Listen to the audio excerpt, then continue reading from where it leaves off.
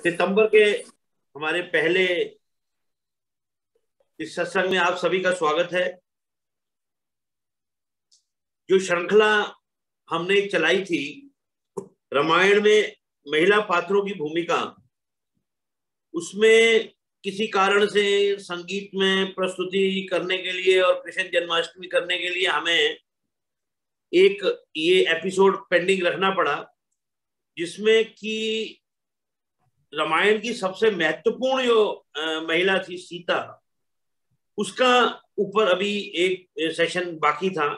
तो इसीलिए हमने इसका पार्ट 4 किया और आज आचार्य आर्य रवि देव जी जो हैं वह मुख्यतः कुछ थोड़ा सा पीछे की बैकग्राउंड को करते हुए मुख्यतः सीता पर ही केंद्रित रखेंगे अपने प्रवचन को। आचार्य रवि देव जी एक बहुत बड़े व्यवसायी हैं, इंडस्ट्रियलिस्ट हैं आप, और ये आपका पैशन है, एक शौक है, जिसे कहते हैं हॉबी है ये, जो इस तरह के प्रवचन देने। और आप सभी को ये जानकर हैरानगी होगी कि वे किसी प्रकार का कोई भी मान राशि नहीं लेते हमारे से। ये उनके प्रवचन जितने भी चल रहे हैं सब फ्री चल रहे हैं, आर्य समाज पे किसी प्रकार का कोई बोझ नहीं पड़ता। नंबर 2, आप जो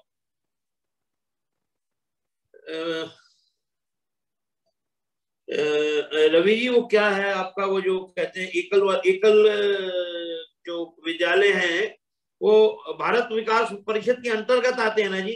नहीं नहीं नहीं, ये विश्व हिंदू परिषद का प्रकल्प है। आप विश्व हिंदू परिषद से जुड़े हुए हैं और वहां पे एक प्रकल्प चलता है एकल विद्यालय, जो छोटे छोटी पंचायतें हैं जहाँ स्कूल नहीं है, पेड़ के नीचे बच्चों को इकट्ठा करके कई जगह पे, जब जहाँ पुराने हो गए वहां पे स्कूल भी बन गए हैं और टीचर भी वही हैं और प्रिंसिपल भी वही है। एक ही व्यक्ति उन 15-20 लोगों को पढ़ाता है और ये लिम्का बुक ऑफ रिकॉर्ड में अप्रूव्ड हो चुकी है कि इतने छोटे स्तर पे इतने ज्यादा गांव-गांव में ये स्कूल खुले हुए हैं। ये अपने आप में एक रिकॉर्ड है। आप उसके जो है पूरे भारत के जनरल सेक्रेटरी हैं रवि देव जी, और अपने आप को उसमें व्यस्त रखते हैं। तो ये एक छोटा सा परिचय जो है। और आप आर्य समाज में दिल्ली की, जो हमारे दक्षिण दिल्ली की आर्य समाज हैं, उनकी जो संस्था है उसके आप प्रधान भी रहे कई वर्षों तक, और अब जो है इस प्रकार से अपनी सेवाएं जो है हमें दे रहे हैं। तो मैं अब अधिक ना कहीं बोलता हुआ अगले 50 मिनट तक जो है वो इनको कहूंगा कि उनकी तरफ से अब ये कार्यक्रम जो है वहां चलेगा जी। धन्यवाद अजय जी, अजय सहगल जी, अजय चौहान जी दोनों। इसके अतिरिक्त जितने भी आज बंधु, जितनी हम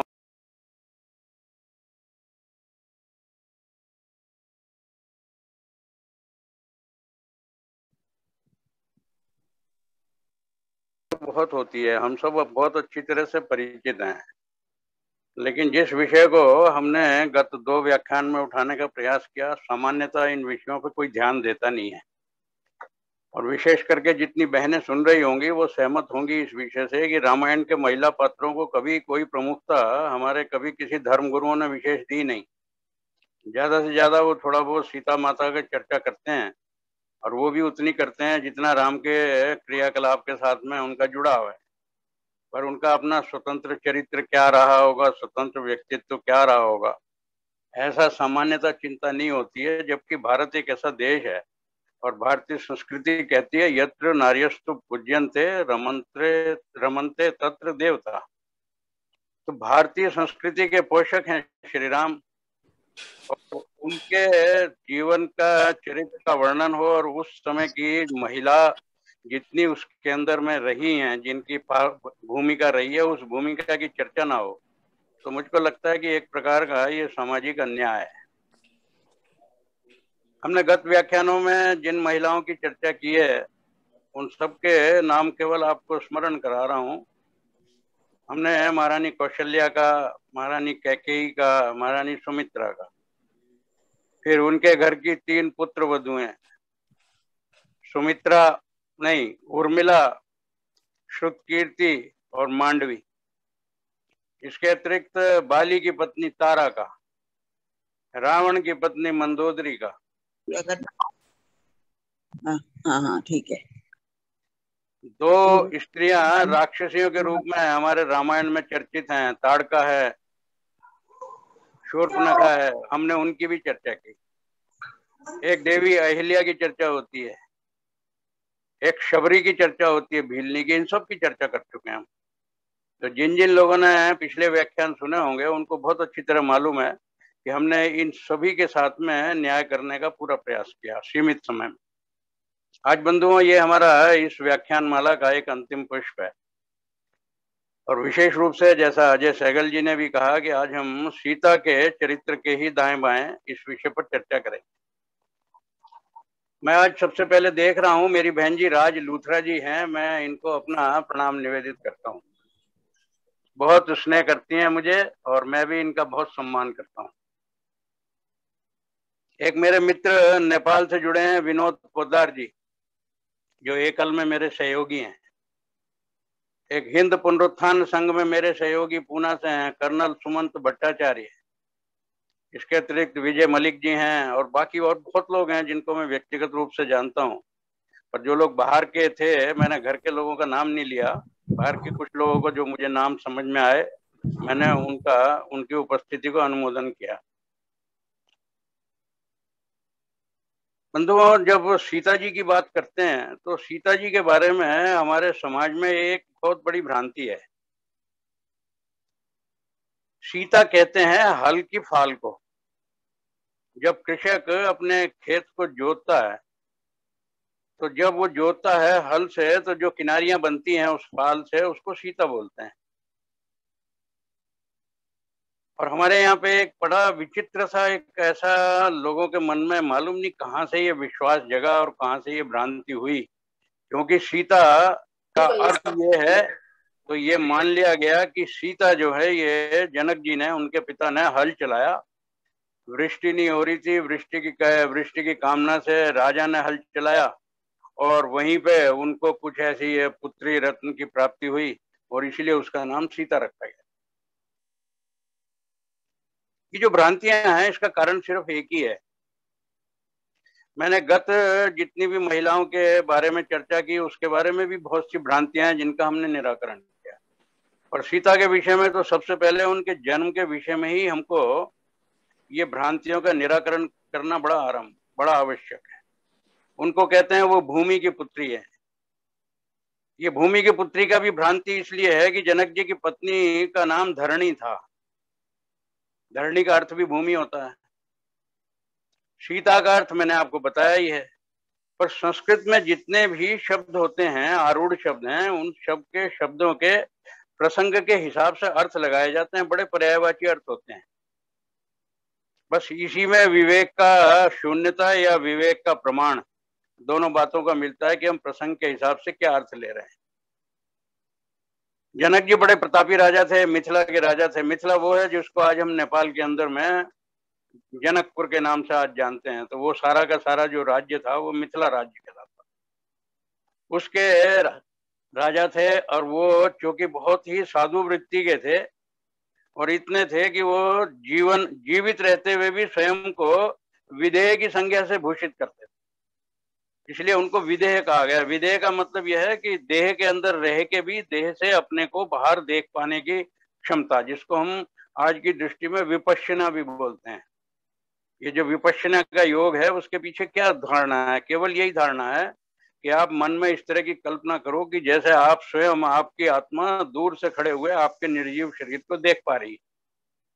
तो इस प्रकार कोई व्यक्ति शरीर के अंदर रह के भी शरीर की इंद्रियों के ऊपर में नियंत्रण करके उससे मुक्त हो तो उसको विदेह की संज्ञा देते हैं। तो महाराज जनक हमारे इसी प्रकार ऐसे महाराज की पुत्री सीता उसका नाम क्यों रखा गया? ये तो स्वाभाविक है कि कोई भी एक अच्छा नाम किसी भी प्रकार का, क्योंकि अगर उसका कृषि से भी जुड़ा है, हमारे जितने सामान्यता नाम होते हैं वो किसी ना किसी गुण के वाचक होते हैं। तो ये भी एक गुण है। हल जो है जब चलता है तो कृषि के अंदर जो अन्न उत्पन्न होता है वो प्राण का वो है पर्यायवाची। तो इसलिए हम सामान्यतः जितने भी अपने मनुष्यों के नाम रखते हैं, बहुत सुंदर सुंदर नाम वेदों में से ढूंढ के रखते हैं।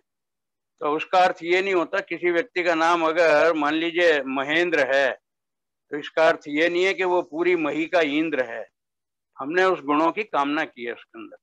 माता पिता ने इनका नाम सीता रखा। इस भ्रांति का निवारण के लिए मैं एक छोटा सा आप लोगों को वो देता हूं प्रमाण। जिस समय सीता जी के विवाह के लिए स्वयंवर की वो चल रही थी प्रक्रिया, तो उस समय एक जैसी परंपरा होती है, आर्य परंपरा है कि कुल के अपने अपने कुल की परंपरा का वर्णन करना होता है। तो महाराजा जनक अपनी पुत्री के कुल की जो वर्णन कर रहे हैं, उसमें सबसे पहले वो जो एक वाक्य बोल रहे हैं जो वाल्मीकि रामायण में है, वाल्मीकि जी ने लिखा है, सुताम योनिजाम सीताम दयाम दाशरथे अर्हम, कि हे महाराज दशरथ, मैं आपको ये अपनी पुत्री सुताम योनिजाम सताम सीताम, ये जो मेरी पुत्री है जो अपनी माता के गर्भ से उत्पन्न हुई है, इसको मैं आपको आपके पुत्र के लिए उपहार स्वरूप वधु के रूप में प्रदान करता हूं। हमारे यहाँ क्या एक भ्रांति है, सीता जी के लिए कहा जाता है कि अयोनिजा है। अयोनिजा का अर्थ क्या हुआ कि जिसका जन्म सामान्य प्रकार से नहीं हुआ। इसका मतलब वो पृथ्वी फोड़ के निकली। और यहाँ तक भी बताया जाता है कि सीता बाद में जब सारा रामायण का पटाक्षेप होता है, और हम लोगों ने जो रामायण का सीरियल भी देखा है, कि बताया कि धरती से उपजी थी और धरती में ही समा गई। हम लोग ऋषि दयानंद के अनुयायी हैं, हमारा ये कर्तव्य भी बनता है और हमारा ये अधिकार भी है कि हम लोग यथार्थ के निकट रहने का प्रयास करें। और जितना हम असत्य को छोड़ेंगे तो सत्य हमको स्वयं प्राप्त होने लगेगा, और असत्य को ही नहीं छोड़ेंगे तो सत्य की प्राप्ति तो संभव ही नहीं है। तो सबसे पहले तो हम अपने मन में इस प्रकार की भ्रांति को निकाल दें, इसके साथ बिल्कुल नहीं रखें कि सीता जी का जन्म एक अयोनिजा मतलब माँ के गर्भ से नहीं उत्पन्न हुई, वो धरती माँ के गर्भ से उत्पन्न हुई। सामान्य महिला जिस प्रकार से सामान्य महिला और पुरुष सभी का प्रसव होता है, सीता भी उसी प्रकार से उनकी सुता है। उसके लिए बाद में एक प्रमाण और है जो ये तुलसी की मानस में भी है, तात जनक तनिया यह सोई धनुष यज्ञ यही कारण होई। वो कह रहे हैं कि हे तात, ये मेरी पुत्री है सीता, ये जनक की तनया है, ये है सामने, और इसी के कारण से ये धनुष यज्ञ हम कर रहे हैं। और जैसा पूर्व प्रतिज्ञा विदिता वीर्य शुल्का ममात्मजा, आप सबको ये मालूम है कि मेरी पहले से प्रतिज्ञा क्या है। मैंने ये प्रतिज्ञा की हुई है कि मेरी ये पुत्री बहुत योग्य है, सब प्रकार से युद्ध कौशल से भी संपूर्ण है, ज्ञान विज्ञान से भी संपूर्ण है। तो मैं इसके लिए अनुकूल वर के लिए मैंने एक प्रतिज्ञा की हुई है कि ये वीर्य शुल्का है, जैसी ये वीर्यवान है, मुझे ऐसे ही वीर्यवान इसके तुल्य वर की अपेक्षा है। और उसके लिए मैंने एक छोटी सी परीक्षा का आयोजन किया है जो बड़ी कठिन है। और इसीलिए अभी तक का जो मेरा अनुभव है कि बहुत से युवराज, बहुत से राज्यों के युवराज मेरे यहाँ मेरी पुत्री का विवाह की इच्छा से आए, पर वो मेरी जो प्रतिज्ञा है उस प्रतिज्ञा को पूरी नहीं कर पाए। तो उसको इसलिए कह रहे हैं पूर्व प्रतिज्ञा विदिता वीर्य शुल्का ममात्मजा, ये जो मेरी पुत्री है इसके लिए जो मैंने पहले वीर्य शुल्का के रूप में ये जो स्वयंवर का आयोजन किया है, मैं ये आपको पहले स्मरण करा रहा हूं। फिर उसके बाद जनक जैसे जो ब्रह्म ज्ञानी हैं, ब्रह्मवेत्ता हैं, विदेह हैं, अपने 22 पीढ़ियों का बराबर नाम लेके उनका कुल की चर्चा करते हैं, बाद में दशरथ भी करते हैं। जरा सा हम लोग इसी बात पर थोड़ा सा विचार करें कि अगर वो भूमि से जन्म हुआ होता, माँ के गर्भ से नहीं होता, तो फिर उसकी पीढ़ियां की चर्चा करने की आवश्यकता क्या है। छोटे छोटे प्रमाण से बड़ी बड़ी भ्रांतियां मिट जाती हैं, और जरा सी असावधानी से बहुत बड़ी भ्रांतियां हमारे मन में निर्माण हो जाती है। तो सबसे पहले मैंने आप लोगों के मन में एक जिज्ञासा जगाने का प्रयास किया है। खाली मैंने तो सांकेतिक किया है, आप इसके बारे में पर्याप्त अध्ययन कीजिए, वाल्मीकि रामायण को ध्यान से पढ़िए, तुलसी की जो रामायण है वो एक प्रामाणिक रामायण नहीं है, वो तो 400-500 वर्ष पहले लिखी गई है, और वो भी वाल्मीकि रामायण को आधार बना के लिखी गई है। और इसीलिए तुलसी ने सबसे पहले वाल्मीकि को उसमें प्रणाम किया है, क्योंकि वो आभार व्यक्त कर रहे हैं। क्योंकि कहाँ से मिलेगी वस्तु स्थिति, तुलसी तो उस समय नहीं उत्पन्न हुए थे, वाल्मीकि उसी समय के समकालीन थे, उन्होंने इतिहास लिखा है। तो जो वाल्मीकि ने लिखा वो यथार्थ है, और जो कुछ तुलसी ने लिखा वो उसको आधारित बना के एक बहुत मनोरंजक और भक्ति काव्य की ग्रंथ की रचना की है। उस समय की देश की जैसी परिस्थितियां थी उसके हिसाब से, और देश के अंदर में जो उस समय का वातावरण था, मुगलों का आतंक था बड़ा भयानक, तो तुलसी ने उस समय एक ऐसे चमत्कारिक नायक की कल्पना की कि सारे हिंदू समाज के अंदर एक आशा का संचार जग जाए कि ऐसा भी हो सकता है। हमारे भगवान श्री राम जो है वो सामान्य व्यक्ति नहीं है, ऐसा ऐसा कर सकते। उसके लिए हमारे यहाँ प्रमाण क्या देते हैं पौराणिक, वो कहते हैं भगवान तो अवतार थे ईश्वर के, लेकिन लीला कर रहे थे। इन सब चर्चाओं में मैं आज नहीं पढ़ूंगा, लेकिन मैंने आप लोगों को केवल ये इसलिए स्मरण कराया कि हम इन चीजों के बारे में तथ्य देखें। प्रभु को लीला करने की आवश्यकता नहीं होती है, प्रभु ने तो इतने प्राणियों को जन्म दिया है, वो कर्म करने के लिए दिया, और मनुष्य को तो विशेष रूप से स्वतंत्रता दे के भेजा है।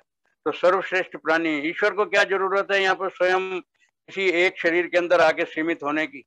तो जो असीमित शक्ति वाला है उसको सीमित होने का कोई कारण ही बनता नहीं है। तो अवतारवाद का जो विषय है उसके बारे में हम लोग पुनर्विचार करें, अगर किसी के मन में थोड़ी सी भी भ्रांति हो।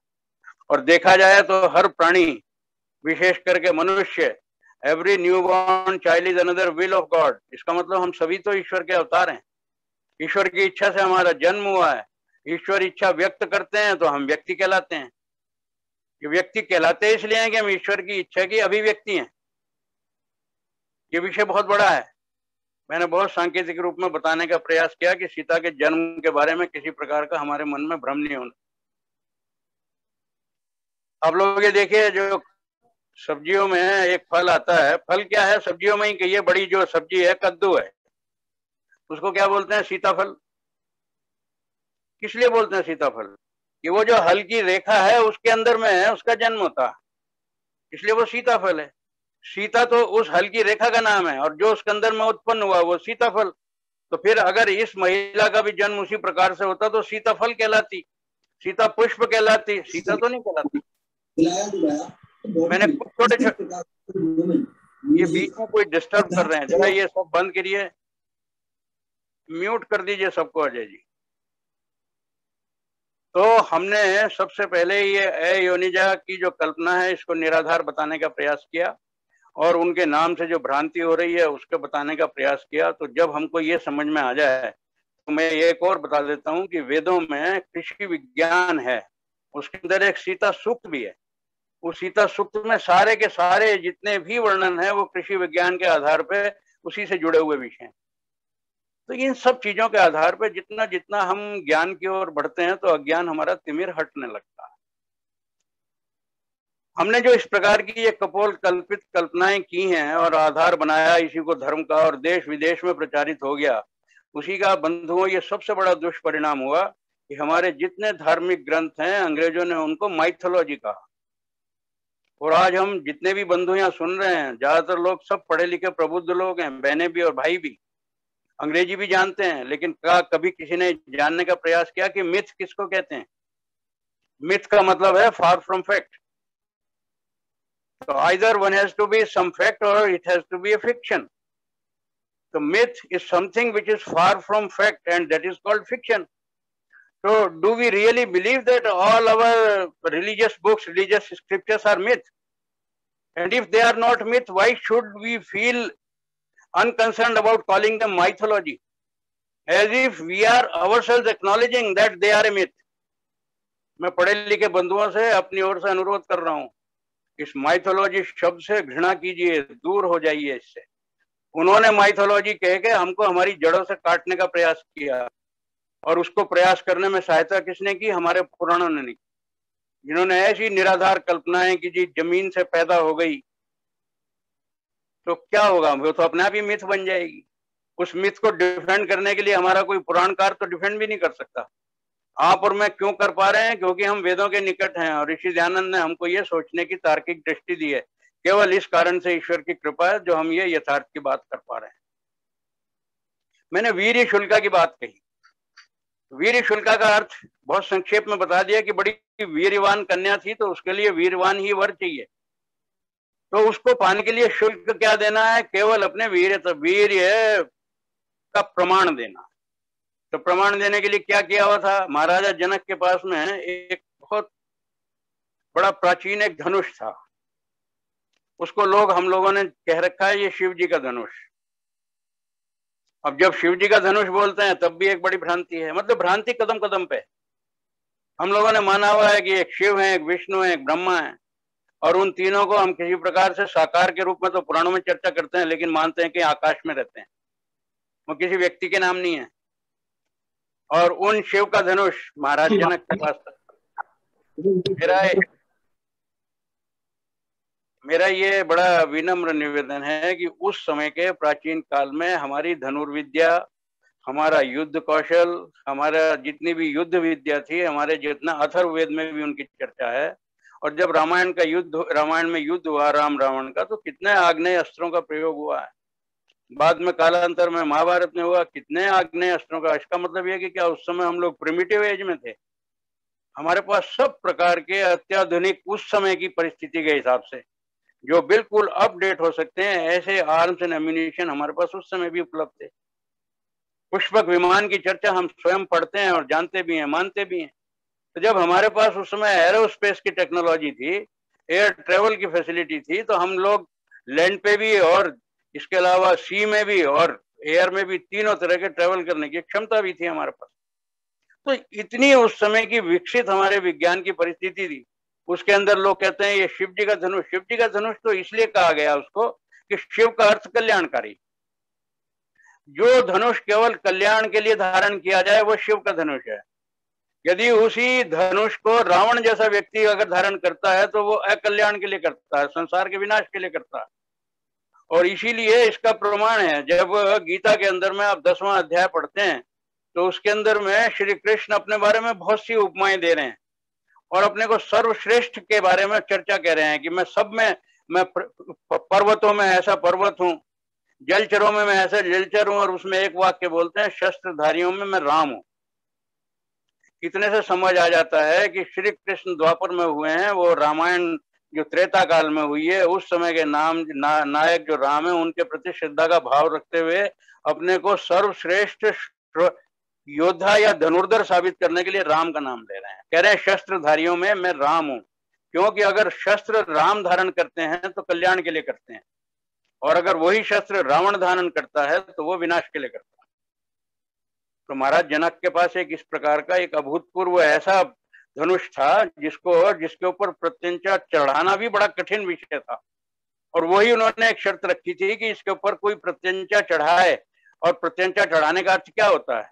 धनुष के अंदर में एक डोरी होती है, उसको किसी भी तरीके से दबा के उस डोरी को उसके ऊपर में ऐसे लगाना होता है कि वो स्प्रिंग की तरह काम करे, और फिर उसके ऊपर में एक तीर को चढ़ा के डोरी को खींच के उसका संधान करना होता है। महाराज जनक की बताया जा रहा है कि धनुष तोड़ने की प्रतिज्ञा थी। आप बंधुओं ये समझिए, क्या कोई भी व्यक्ति अपने ऐसे अभूतपूर्व आयुध को तोड़ने के लिए किसी प्रकार की प्रतियोगिता कराएगा? ये तोड़ना तो योद्धाओं का कौशल नहीं है, ये तो बिल्कुल ऐसे लोगों का है जो अनस्किल्ड लोग हैं। कोई भी तोड़ सकता है। तोड़ने का काम और जोड़ने का काम बड़ा अंतर है। एक ऐसा धनुष जो वर्षों से उपयोग में नहीं आया था, और उसमें ये वाल्मीकि भी लिखते हैं कि वो इतना भारी धनुष था, उसको किसी बड़े सुंदर एक लोहे की पेटी में रखते थे और उसके अंदर में पहिए लगाते थे, उसको आगे पीछे भी सरकाने के लिए काफी लोग लगते थे। और उसमें यह आया कि कई दफे सीता ने उसको आगे पीछे सरकाने के अंदर में कभी अपने कौशल का प्रदर्शन किया तो जनक को लग गया कि मेरी पुत्री ये वीर शुल्का इतना भारी काम ये कर सकती है, तो मुझे वर भी इसके अनुकूल ढूंढना है। तो उन्होंने शर्त ये लगाई कि जो इसके ऊपर में प्रत्यंचा चढ़ा के संधान करने का प्रमाण देगा, मैं उसको सीता के अनुरूप वर मानूंगा। अब देखिए यहाँ पर एक भ्रांति और टूटती है। हम लोग सीता के स्वयंवर की बात करने के आदी हैं। जरा सा सोचिए, अगर किसी कन्या के पिता ने एक प्रतिज्ञा की हुई है और कन्या के पिता ने जो प्रतिज्ञा की है वो प्रतिज्ञा पूर्ण हो जाती है, तो उसमें कन्या की इच्छा और अनिच्छा का कोई प्रश्न रह जाता है क्या? और अगर कन्या की इच्छा और अनिच्छा का प्रश्न ही नहीं है तो उसे हम क्या स्वयंवर की श्रेणी में रखेंगे? कितनी बड़ी भ्रांतियां हैं। ये सीता जी का स्वयंवर नहीं था, ये सीता जी के लिए उनके पिता की हुई प्रतिज्ञा थी। लेकिन स्वयंवर एक दृष्टि से कह सकते हैं, इतनी बड़ी जो प्रतिज्ञा है जिसके अंदर ये भी संभावना नहीं थी कि वर मिलेगा भी नहीं मिलेगा, और प्रतिज्ञा नहीं पूरी होने का हमको प्रमाण मिलता है कि बहुत से लोग आए, अपना प्रमाण नहीं दे पाए, तो लगने लगा उनकी जो सीता जी की माता हैं उनको तो बहुत ही चिंता होगी। हर माँ को चिंता होती है कि ये इसके पिता ने क्या ऐसा प्रतिज्ञा रख दी, मेरी बेटी तो बिना ब्याह के रह जाएगी, कुंवारी रह जाएगी। लेकिन उसके बाद भी ये वाल्मीकि कहते हैं कि सीता ने कभी उसके अंदर में किसी प्रकार का प्रतिवाद नहीं किया। सीता ने स्वयं अपनी सहमति इस प्रतिज्ञा के अनुकूल दी, इसलिए हम उसको स्वयंवर भी कह सकते हैं। सीता ने भी उस इच्छा से स्वीकार किया। बाद में एक ये ईश्वरीय व्यवस्था है कि जब श्री राम और लक्ष्मण वहां पे विश्वामित्र के साथ गए हैं, वहां जाके उनको पता लगा कि ये इस प्रकार की यहाँ पे प्रतिज्ञा है, और राम और लक्ष्मण को जो लेके गए हैं विश्वामित्र, आप लोगों को मालूम होना चाहिए कि कोई दशरथ के अनुमति से या दशरथ की सहमति से नहीं ले गए हैं, स्वयं विश्वामित्र तो स्वयं ले गए, क्योंकि उन्होंने इन दोनों युवराजों को बहुत अच्छी तरह शिक्षा दीक्षा देके इनकी वीरता के प्रमाण ले लिए थे। इन्होंने सुबाहु को, ताड़का को, इन सब का वध कर चुके थे। वो सब प्रकार के राक्षसों के साथ युद्ध करके अपने कौशल का प्रदर्शन कर चुके थे। तो विश्वामित्र के मन में एक विश्वास हो गया कि ये जो राम है ये उस प्रतिज्ञा को जनक की पूरी करके जनक की चिंता को दूर कर सकते हैं। और उसकी जो पुत्री विदेह नंदिनी सीता है, जिसके बारे में इतनी उस समय चर्चा थी, उसके सौंदर्य की भी और उसके शौर्य की भी, कौन ऐसी पत्नी को, इस ऐसी बंधु को, ऐसी कन्या को अपनी भार्या बना के भाग्यवान महसूस नहीं करेगा। उनको लगता था कि राम के तुल्य है वो। तो इसलिए वो दोनों को इस विश्वास से, आत्मविश्वास से वहां लेके गए, और वहां जाके उन्होंने बताया कि तुम लोगों को यहाँ मेरा लेके आने का प्रयोजन क्या है। उनको राजा जनक से मिलवाते हैं।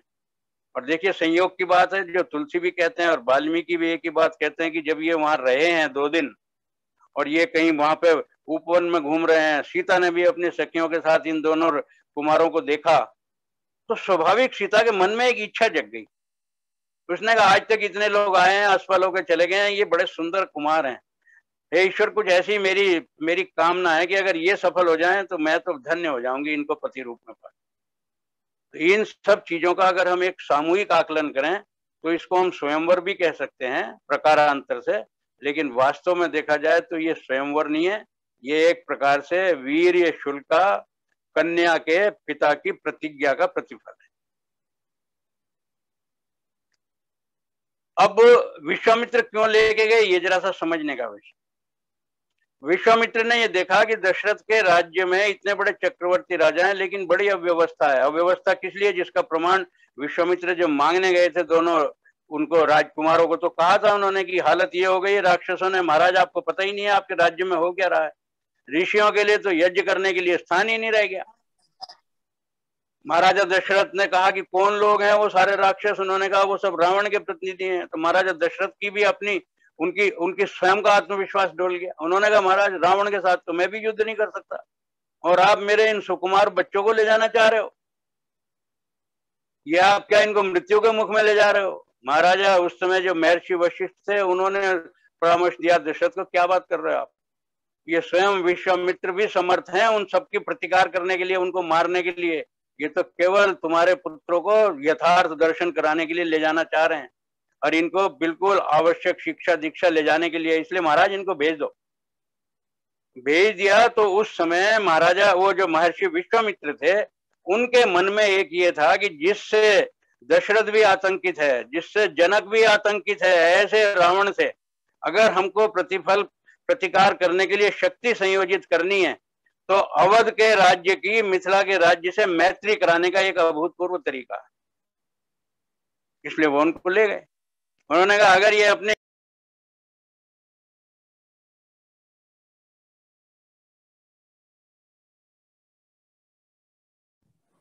आपकी ऑडियो उनको बताया गया कि भाई इस प्रकार का ये धनुष है, श्री राम ने देखने की इच्छा प्रकट की और जनक जी ने जैसी अनुमति दी, उन्होंने कहा ठीक है मैं प्रत्यंचा चढ़ाता हूं। और उसमें ये आता है रामायण में कि जैसे ही उन्होंने प्रत्यंचा चढ़ाने का प्रयास किया, चढ़ा भी दी, जब संधान करने लगे, डोरी को खींचा तो वो जर्जर था, टूट गया। टूटने की बड़ी भयंकर आवाज हुई। उसका टूटना भी अपने आप में एक बहुत बड़ी भारी घटना थी। उसका सारे समाज में चर्चा हुई और दूर दूर तक चर्चा चली गई कि एक ऐसा व्यक्ति आया है, उसने केवल प्रत्यंचा चढ़ाई नहीं है, प्रत्यंचा चढ़ाने के बाद संधान करने का भी उसने प्रयास किया, और उस प्रयास के अंदर में वो धनुष ही स्वयं खंडित हो गया। अब आप ये देखिए उसमें खंडित क्या क्या हुआ। उसमें क्या हुआ, एक तो धनुष जो है वो अहंकार का प्रतीक है, वो टूट गया। तो कभी भी किसी भी समझ में हम वैसे भी हम मार करें, किसी के अहंकार को चढ़ाना श्रेयस्कर है या अहंकार को तोड़ना श्रेयस्कर है? ये तो ईश्वर की व्यवस्था है, जिसके कारण से इतना अहंकार था स्वयं महाराजा विदेह को भी था, जनक को, कि मेरी तो पुत्री जो है इसको कोई ले जाने वाला ही नहीं, संसार में कोई दिख रहा है। तो उनका अहंकार टूट गया। उनकी जो माता धरणी है उसके मन की चिंता खत्म हो गई और सीता के मन की आशंका समाप्त हो गई। तो एक छोटी सी घटना से कितने सारे कार्य हुए। स्वयं श्री राम और लक्ष्मण भी सीता को देख चुके थे उपवन के अंदर में। उनके मन में भी एक इच्छा जग गई कि अगर ये मेरे को अपनी भार्या के रूप में मिलती है तो मैं बड़ा भाग्यशाली हूँ। तो दोनों और एक जैसी कामनाएं हैं और ईश्वर की ये व्यवस्था है। इसलिए हमारे यहाँ कहते हैं God helps those who help themselves. तो सीता का चरित्र हमको यहाँ पर सबसे पहला प्रमाण ये मिलता है कि इतनी प्रतिकूल परिस्थितियों में भी पिता की प्रतिज्ञा का उसने कभी प्रतिवाद नहीं किया। वो स्वयं इस बात की इच्छुक थी कि मेरे लिए योग्य वर मेरे पिता ढूंढ रहे हैं, तो ये कठिन मार्ग है, साधारण मार्ग नहीं है। तो इसलिए आज की परिस्थितियों में अगर हम लोग जरा सा इसका तुलना करें तो संभवतः इस तरह की प्रतिज्ञा कोई भी पिता रखने की आज सामर्थ्य नहीं रखेगा, क्योंकि उसी के बच्चे और उसी की पत्नी उसका प्रतिवाद करके इस प्रकार की परिस्थिति कर देंगी, वो अपनी प्रतिज्ञा को पाल नहीं पाएगा। फिर ये बोलते हैं कि परशुराम को हम जानते हैं कि परशुराम वहीं पहुंच गए, लक्ष्मण का परशुराम का बहुत बड़ा वाद विवाद हुआ। ये भी एक बड़ा विचित्र विषय है। जब वहां पर कोई स्वयंवर की कल्पना ही नहीं थी, महाराज जनक ने सीधा युवराज को, दोनों को, इन्हीं को कहा विश्वामित्र से कि आप अपने किसी भी इन युवराज से इसका करवाइए। तो वहां पर कोई और राजा तो निमंत्रित नहीं थे। हमारे यहाँ सुनने को हम ये प्रमाण सुनते हैं कि उस समय बहुत सारे राजा थे, वो युद्ध करने के लिए तैयार हो गए। परशुराम का लक्ष्मण के साथ में विवाद हो गया, बहुत कुछ उसमें अपशब्द हुए। बंधुओं, ऐसा ये सब कुछ नहीं है, ये सब निराधार कल्पनाएं हैं। तो पहले हम लोग इन कल्पनाओं से बाहर आए। अब हमको ये देखना है कि उस समय में राम की आयु जो थी वो 25 वर्ष की थी और सीता की आयु जो वाल्मीकि बता रहे हैं वो लगभग 18 वर्ष की थी। और ये बिल्कुल वही आयु वर्ग है जिस प्रकार का ऋषि दयानंद ने अपने सत्यार्थ प्रकाश में वर और वधु के लिए निर्धारित किया, क्योंकि ये वैदिक व्यवस्था है। महर्षि दयानंद ने अपनी ओर से कोई व्यवस्थाएं नहीं दी हैं, उन्होंने तो केवल वैदिक व्यवस्थाओं का निरूपण अपने शास्त्रों के माध्यम से किया। तो हम ये उस बात से कल्पना करें कि उस समय वैदिक व्यवस्था इतनी सुदृढ़ थी कि कोई भी कार्य वैदिक पद्धति के, वैदिक उसके मान्यता के विरुद्ध नहीं होता था। इसीलिए उसको रामायण काल बोलते हैं। और उस समय भक्ति के अंदर में लोगों को शक्ति का अनुभव होता था। अब प्रश्न ये उठता है कि जब उसके बाद में सीता जी वधु बन के घर आ गई, बड़ा आनंद प्रमोद हुआ, बहुत समय तक रहे। फिर हम एकदम चलते हैं घटनाक्रम को श्री राम के वनवास के साथ। राम के जो वनवास की परिस्थितियां हैं वो किन परिस्थितियों में जन्म लिए हैं, वो मैंने महारानी कैकेयी का जब आप लोगों के सामने वर्णन किया था, बहुत कुछ उसके बारे में विस्तार से बताया था। और जिस प्रकार से मैंने ये बताया कि विश्वामित्र स्वयं उनको किस इच्छा से ले गए थे, उस समय ऋषि मुनि जितने भी होते थे ये बड़े युग पुरुष होते थे, और ये युग पुरुष होने के कारण से ये सारे राष्ट्र की चिंता करते थे। इसलिए सारे राष्ट्रीय समीकरणों को देखने के लिए ये राजनीतिक युक्तियां उसके लिए निर्माण करते हैं।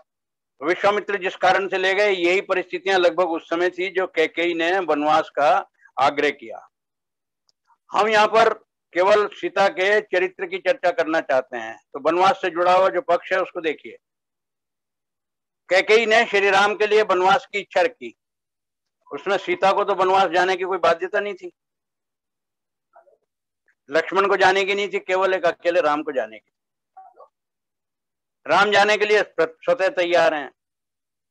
उसके लिए मैंने पहले संकेत किया था कि राम जो है हमने कई जगह पढ़ा है, ये तुलसी की रामायण में तो नहीं है, वाल्मीकि के रामायण में भी इसका स्पष्ट संकेत नहीं है, लेकिन अन्य अन्य बहुत सी रामायणें हैं और उनके सामूहिक ग्रंथों का अध्ययन करके बहुत सी जगह से हमको कुछ दो बात मिली कि उस समय भी ये ऋषियों की मंत्रणा थी, योजना थी कि किसी भी प्रकार से राम को यहाँ के राज्य के साथ बंध के न रहने दिया जाए, उनको संपूर्ण देश का भ्रमण कराने के लिए कोई एक अवसर उपस्थित किया जाए।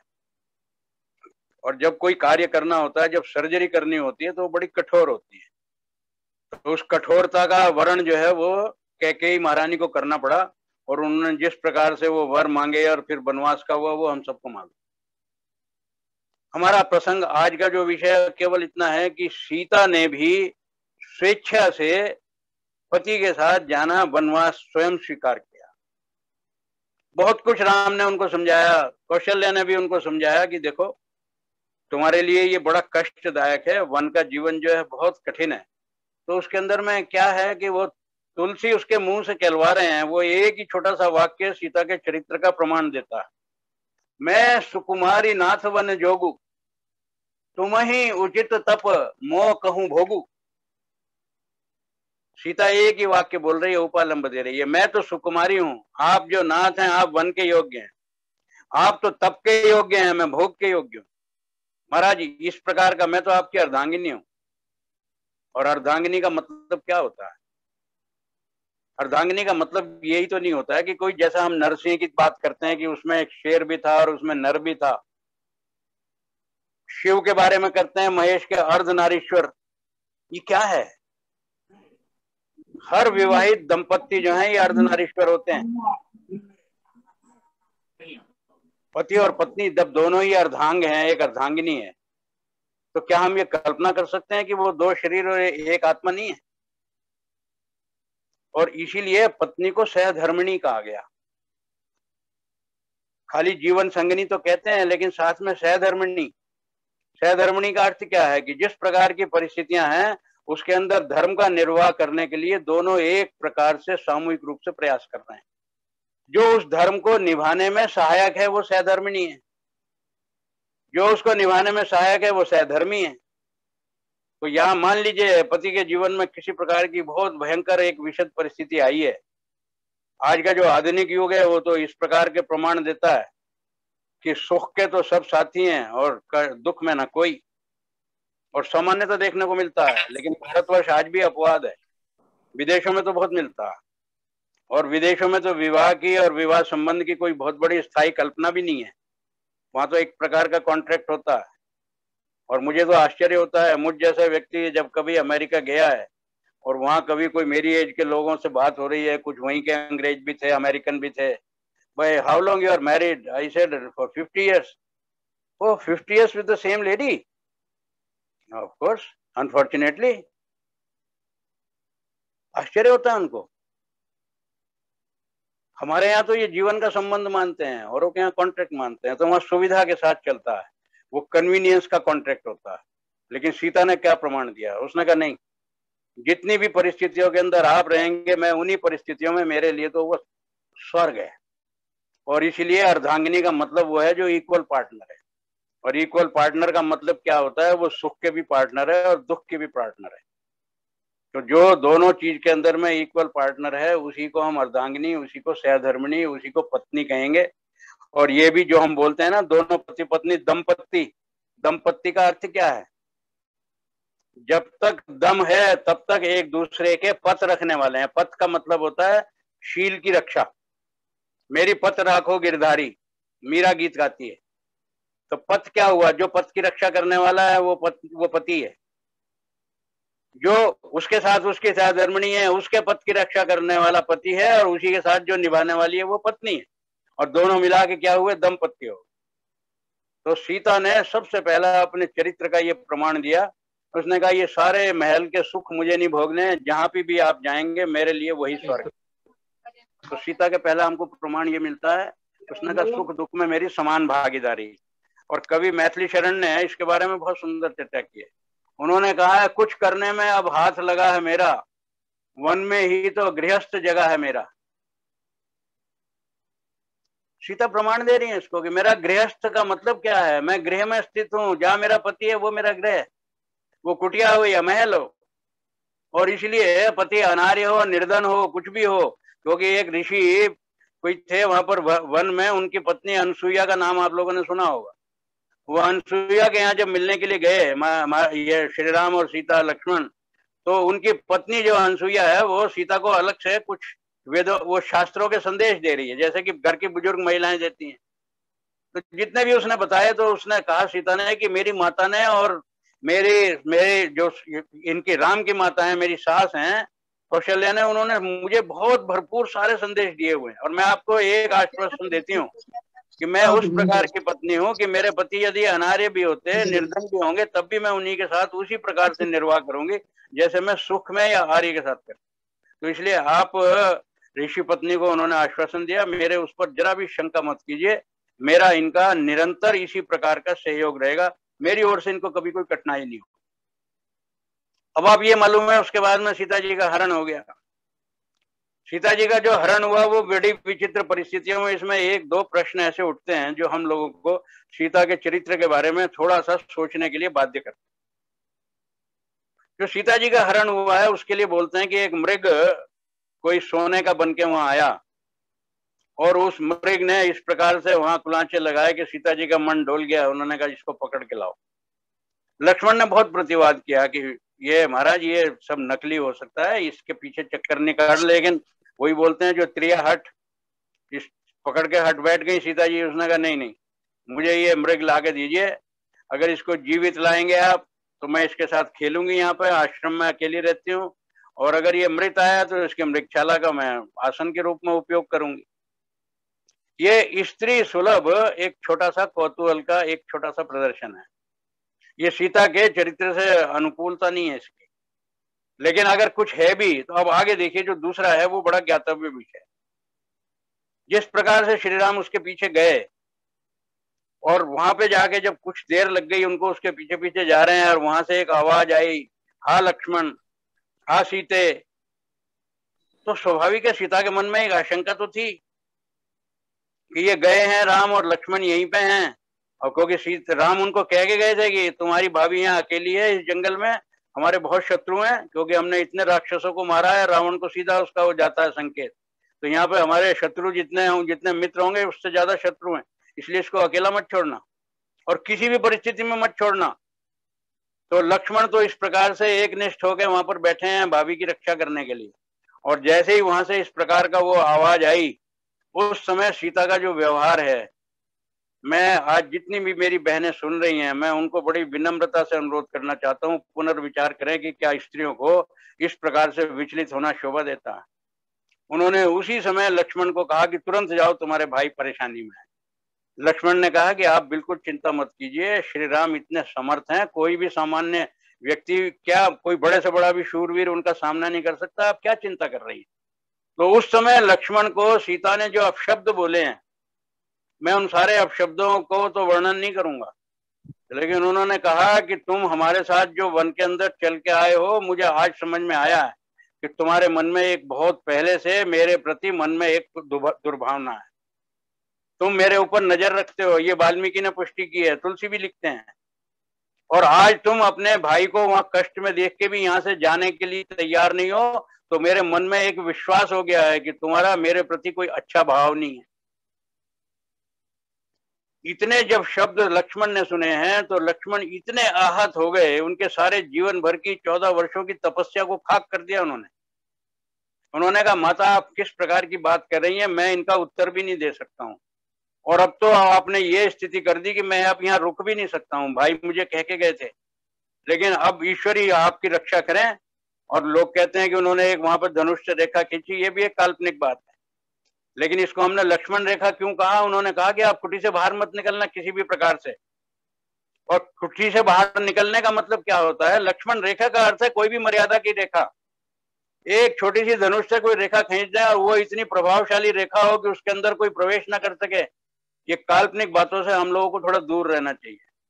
लेकिन हाँ, लक्ष्मण रेखा एक मुहावरा बन गया कि लक्ष्मण अपनी भाभी को स्पष्ट ये कह के गए थे कि आप किसी भी प्रकार का कुटिया से बाहर निकलने का प्रयास नहीं करना। लेकिन परिणाम क्या हुआ, वो रावण जो है वो तो प्रतीक्षा कर रहा था, ये तो सब योजना थी।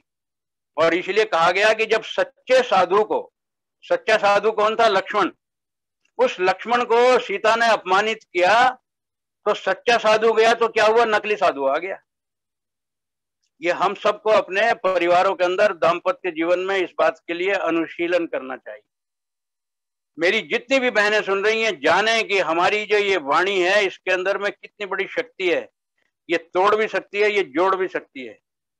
और संपूर्ण अगर ये सीता हरण का जो सारा का सारा प्रसंग है वो केवल इसी एक असावधानी के कारण है जो सीता ने अपनी वाणी पर संयम रखा। और उस असंयम का परिणाम क्या हुआ कि उन्होंने सच्चे साधु का अपमान करके उसको घर से निकाल दिया और नकली साधु आके किस प्रकार से उनका अपहरण करके ले गया, ये हम सब लोगों को मालूम। तो ये मैंने एक विचारणीय प्रश्न सीता के चरित्र के बारे में थोड़ा सा बताने का प्रयास किया। इसके बाद देखिए, अब जब सीता का हरण हो गया, 1 वर्ष तक सीता वहां पे हैं।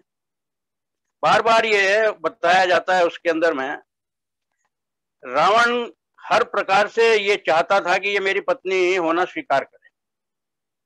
अब आप ये देखिए, वहां पे 3 प्रकार का युद्ध चल रहा है लंका के अंदर। इसको हम लोग गंभीरता से नहीं देखते हैं। 10 महीने तक रावण का और सीता का युद्ध चलता रहा, केवल मनोबल का। रावण ने निरंतर सीता के मनोबल को तोड़ने का प्रयास किया, सब प्रकार से किया, प्रलोभन दिए, जिसको बोलते हैं साम दाम दंड भेद। उसने कहा मेरी यहाँ पर कितना वो है वैभव, क्या तुम्हारा पति जंगल की खाक छान रहा है, ये भी मालूम नहीं कि वो तुमको ढूंढ भी पाएगा नहीं पाएगा। 10 वर्षों से 12 वर्षों से तुम इतनी हालत में वन में टूट चुकी होंगी, सारे सुख सुविधाओं से वंचित हो, और यहाँ तुम्हारे एक मात्र स्वीकृति से तुम यहाँ की, हमारी यहाँ की राजमहिषी बनोगी। सब प्रकार का प्रलोभन। ये तो साम हो गया। फिर दाम क्या हो गया? सब प्रकार का उसको उसने प्रताड़ना भी दी। फिर उसके बाद में दंड देने का भी सब प्रकार का वो दिया। तो साम दाम दंड भेद जितने भी हैं, तो एक प्रकार का युद्ध किसके बीच में चल रहा है? सीता के और रावण के बीच। और रावण अपनी रानियों को, मंदोदरी को साथ लेके आता है वहां पर, जब आता है। लेकिन सीता के साथ में युद्ध कौन कौन कर रहा है? रावण प्रत्यक्ष आके युद्ध कर रहा है, मनोवैज्ञानिक युद्ध। जितनी वहां पर 5 मिनट लगे। हाँ ठीक है जी। जितनी वहां पे राक्षसियां बैठी हैं वो निरंतर उसको प्रताड़ित कर रही हैं, डिमोरलाइज कर रही हैं। तो आप ये समझिए कि जब राम और रावण का युद्ध की हम बात कह रहे हैं, जो अंतिम परिणति हुई, उससे पहले रावण के साथ तो युद्ध अकेली नियति सीता ने किया 10 महीने तक। उसके बाद में क्या परिस्थितियां हुई हैं? हनुमान जी वहां पे किसी प्रसंग में आ गए हैं, जो हम सबको मालूम है। और स्वयं हनुमान की उपस्थिति में भी रावण ने किस प्रकार का सीता को वहां पर वो किया है, अपमानित। और साथ में ये कह के गया कि मैं 2 महीने का तुमको अवकाश दे रहा हूं। उसके बाद में रावण के साथ में युद्ध कौन कर रहे हैं? हनुमान जी कर रहे हैं। तीसरी बार जो है राम का उसमें आया कि जो राम ने प्रत्यक्ष रावण से युद्ध किया। तो हम लोगों को ये समझना चाहिए कि ये राम रावण का युद्ध केवल 1 दिन नहीं लड़ा गया, 14 दिन भी नहीं लड़ा गया, 1 वर्ष तक लड़ा गया। और उसके अंदर में 10 या 11 महीने तक तो अकेले सीता ने, नियति सीता ने, केवल अपने सतीत्व के आधार पे, अपने मनोबल के आधार पे और अपने कुल के गौरव के आधार पे उसने उस युद्ध को अकेले रावण से लड़ा। और एक प्रकार से रावण को उसने सब प्रकार से अपमानित करके निस्तेज कर दिया। रावण ने हमेशा ये चाहा था कि अगर सीता एक बार भी सहमति अपनी दे दे तो राम तो वैसे ही हारे हुए हैं। किसी की पत्नी ही अगर स्वयं विचलित हो जाए और उस व्यक्ति को जो अपहरण करता है उसके साथ में उसकी भार्या बनना स्वीकार करे, तो फिर युद्ध करने का उद्देश्य क्या रह जाता? तो राम को हराने के लिए सीता जो थी, ये रावण के पास में एक सॉफ्ट टारगेट थी। पर सीता ने अपने आप को कभी सॉफ्ट टारगेट नहीं प्रूव होने दिया। उसने बताया कि मैं चट्टान की तरह हूं। और लोग तो ये बताते हैं वो तृण की ओट में बात करती थी। तृण की ओट क्या होता है? ये केवल एक मर्यादा का वो होता है, जरा सा पर्दा। तृण की ओट में बात करना, ये सब मुहावरे हैं, उदाहरण है। तृण कोई शक्ति नहीं है। शक्ति जो होती है ये हमारे मनोबल की होती है। तो सीता ने उसका दिया। और रावण के साथ किस प्रकार का प्रतिवाद सीता कर रही है कि तुम अपने को इतना बलशाली और इतना ये सब मानते हो, अगर इतने होते तो तुम गीदड़ की तरह मुझे चुरा के क्यों लाते? क्यों नहीं तुम राम से युद्ध करके मेरे को लेके आते? तुम किस बात के लिए कह रहे हो कि तुम बड़े शूरवीर व्यक्ति हो? शूरवीर अगर होते तो तुमने ये शूरवीरता का परिचय तो दिया नहीं है। रावण को इतना निर्भीक प्रतिवाद करना, ये सीता के चरित्र की विशेषता है। हनुमान जब उनको मिले, हनुमान ने सब प्रकार का उनको सांत्वना दी। हनुमान ने उनको एक छोटा सा ये वो कहा, उन्होंने प्रस्ताव दिया कि आप माता चिंता मत करो, आप जैसे मैं यहाँ आया हूँ, आपको लगता है कि बड़ा कठिन है, मैं आ गया, लेकिन आपके सामने आया हूँ, आप मुझे अनुमति दें तो मैं आपको अपनी पीठ पे बिठा के ले भी जा सकता हूँ। ये पीठ पे बिठाना तो केवल एक तुलसी का भाषा है। जिस प्रकार से मैं आया हूं, मैं इसी प्रकार से आपको ले जाऊंगा। हनुमान भी तो किसी यान का प्रबंध करके गए होंगे ना, ऐसे ही तो नहीं गए। पर सीता ने क्या कहा, जिस समय रावण मुझे लाया मैं मूर्छित हो गई थी और अचेत अवस्था में उसने अगर मेरे को स्पर्श भी किया तो मेरे पास कोई सामर्थ्य नहीं थी उसका प्रतिवाद करने की। उस समय मैं विवश थी, लेकिन होश हवाश में मैं पर पुरुष के स्पर्श को किसी हालत में स्वीकार नहीं करूंगी।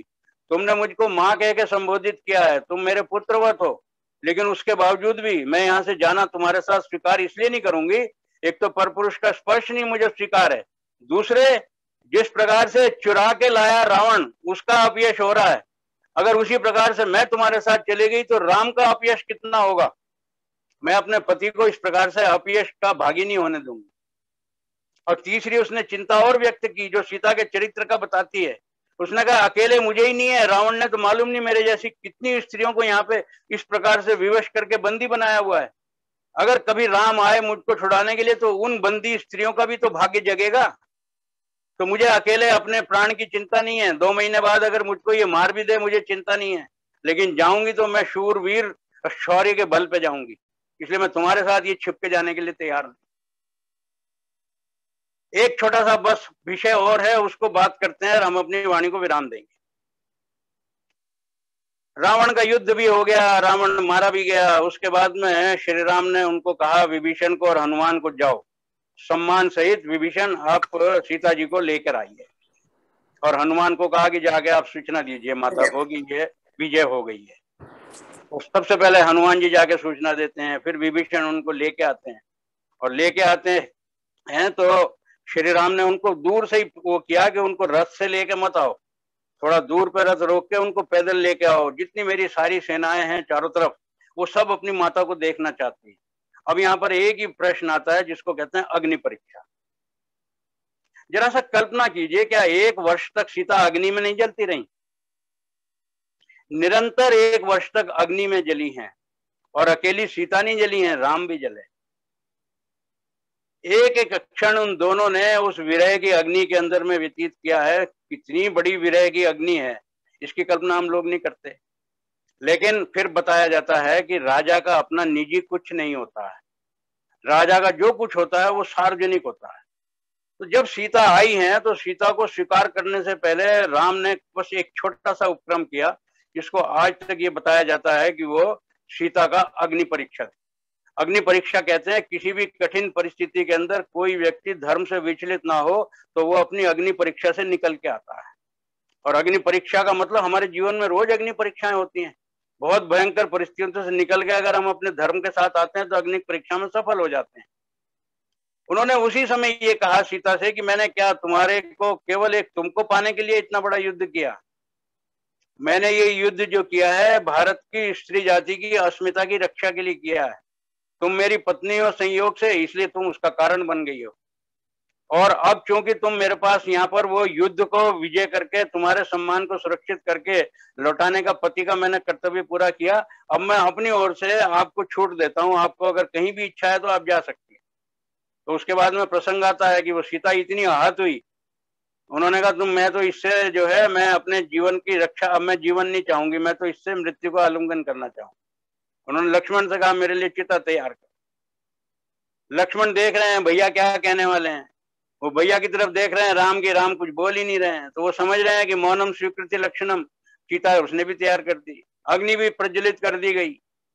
जैसे ही सीता उस अग्नि के अंदर प्रज्वलित अग्नि के अंदर में प्रवेश करने के लिए उद्यत हुई, वाल्मीकि रामायण स्पष्ट कह रही है, उसी समय श्री राम ने तुरंत उठकर उनको रोक दिया, देवी ठहरो, आपका ये जो उद्यत होना है यही आपकी अग्नि परीक्षा थी। और ये केवल इसलिए कहिएगा कि राजा का सम्मान जो होता है वो सार्वजनिक होता है। आज आपको जाके ये इतिहास लिखा जा रहा है, अयोध्या में जाके आप राजमहिषी के रूप में वहां पर अवस्थित होने वाली हैं। किसी के मन में ये जरा सा भी संदेह का कारण न रहे कि आप किसी भी प्रकार से पतिता नारी हैं। आपने अपने अग्नि में घुसने की उद्यतता दिखाई है, उद्यमिता दिखाई है, ये सारी दुनिया के सामने प्रमाण है आपके सतीत्व का। और फिर उस समय घोषणा कर रहे हैं कि सीता मुझसे ऐसे ही अभिन्न है जैसे सूर्य से उसकी प्रभा अभिन्न होती है। तो आप बताइए सूर्य और प्रभा का संबंध क्या होता है? तो क्या इस प्रकार की अग्नि परीक्षा है जिसकी हम लोग सुनते हैं कि वो अग्नि के अंदर घुस गई और अग्नि जो है वो शांत हो गई? अरे अग्नि तो जड़ है, अग्नि क्या जानती है इस बात को? अग्नि का तो धर्म जलाना है। अपने धर्म से कैसे च्युत हो जाएगी अग्नि? उसके अंदर जो प्रवेश करेगा उसको जला देगी। इसलिए अग्नि शांत हो गई, उससे वो बाहर निकल के आई। हमें इन काल्पनिक निराधार कल्पनाओं के बजाय यथार्थ के बारे में चिंतन करना चाहिए। और जब कोई व्यक्ति इस प्रकार से तैयार हो जाता है तो ये समझ में आ जाता है कि ये अंदर से आत्मा में इसकी कितनी बल है। ये उसकी अग्नि परीक्षा का एक तरीका है। फिर आप लोग एक घटना सुनते हैं सीता के परित्याग की। सीता के परित्याग का बंधुओं किसी भी रामायण के अंदर में कहीं पर भी कहीं चर्चा नहीं आती है। स्वयं तुलसी ने भी उत्तरकांड लिखा है, उस उत्तरकांड के अंदर भी कहीं चर्चा नहीं। कभी सीता का परित्याग नहीं हुआ। उसके अंदर सीधा सीधा लिखा है कि बाद में बड़े सुख से लक्ष्मण रहे हैं महलों में और वहीं पर सीता ने 2 पुत्रों को जन्म दिया, लव और कुश को। ये हो सकता है लव कुश की शिक्षा दीक्षा किसी आश्रम में हुई हो, और वाल्मीकि का अगर आश्रम में भी हुई होगी तो वाल्मीकि कोई युद्ध के कौशल के ऋषि नहीं थे, वो तो केवल जो थे एक ऋषि थे, उनके आश्रय में हो सकती है। पर शिक्षा दीक्षा महर्षि विश्वामित्र की तरह वहां नहीं हो सकती। इसलिए परित्याग की जो कहानी है धोबी के कहने से दे दिया। अरे राम जैसा व्यक्ति क्या इस प्रकार की राष्ट्र धर्म की चिंता नहीं करेगा? वो स्त्री के सम्मान की चिंता नहीं करेगा? अगर मान लीजिए धोबी के कहने से अगर उसने दी होती, मैं एक छोटा सा आप लोगों को उदाहरण प्रमाणिक कहना चाहता हूं कि अगर उसके धोबी पति ने अपनी पत्नी के ऊपर आक्षेप लगाया और राम भी उसी तरह के आचरण करें तो स्त्रियों के साथ न्याय कौन करता? इसका मतलब यह है कि राम भी धोबी के जैसा आचरण करते। राम ने स्त्रियों के सतीत्व की, उनकी अस्मिता की रक्षा के लिए सारा जीवन लगाया है। और उन्होंने, ये पहले व्यक्ति हैं राम जिन्होंने अहिल्या का उद्धार किया, सुग्रीव की पत्नी रूमा का उद्धार किया, बाली की पत्नी तारा का उद्धार किया। अहिल्या और रूमा ये 2 स्त्रियां हैं जिनके साथ धोखा हुआ, उनके साथ बलात्कार हुआ, समाज ने उनको बहिष्कृत किया, लेकिन राम ने उनके साथ खड़े हो गए। उन्होंने कहा ये स्त्री का दोष नहीं होता। और आज की वर्तमान परिस्थितियों में हमारे जितने भी शासक हैं उनको इस राजधर्म को राम से सीखना चाहिए। स्त्री की जिसके अंदर में सहमति नहीं है उस दंड की भागी वो नहीं है। आचार्य जी पूरा टाइम पूरा काफी हो चुका है। हो गया, बस अब एक मिनट में बात खत्म कर रहे हैं। 8 बज गए क्योंकि हम 10 मिनट लेट हो गए। तो सीता के चरित्र का वर्णन हम लोगों ने जितना भी उपलब्ध समय था उतने अंदर आप लोगों को देने का प्रयास किया। आप लोग इसके विषय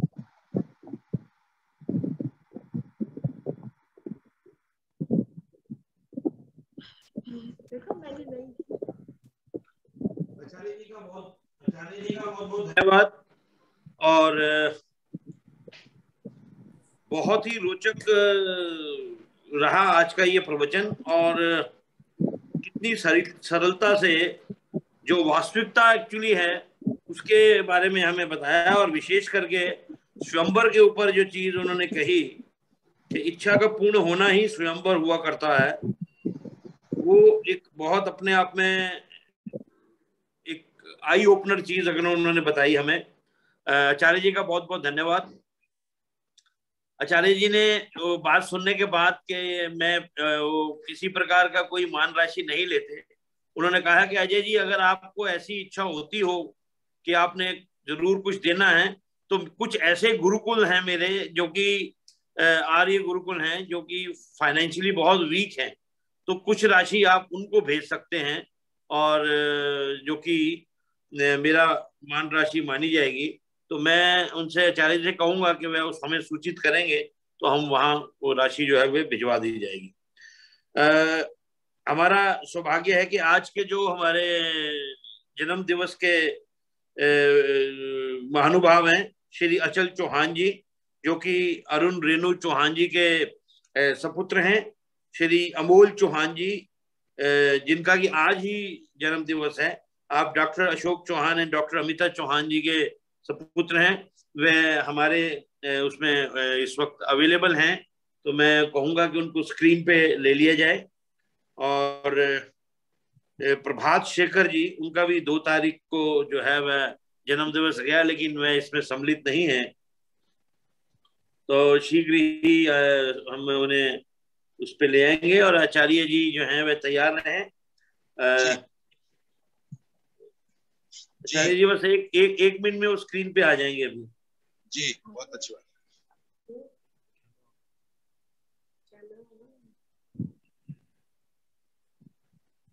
जी अचल जी, अमोल जी, आप अवेलेबल हैं हमें? हाँ बोल रहे, वो दोनों अवेलेबल हैं। हाँ जी, वो 1 मिनट स्क्रीन पे अभी आ जाए रहे जी। हाँ आ गई जी, आ गई बोलिए। जी। जी